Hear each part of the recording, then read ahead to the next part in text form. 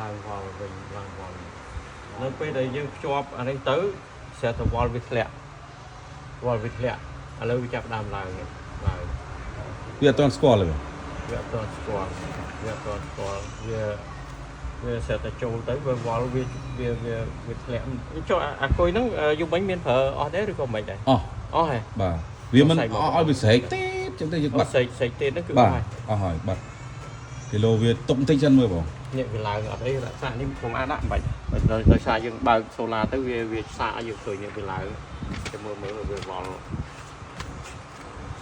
ឡើងទី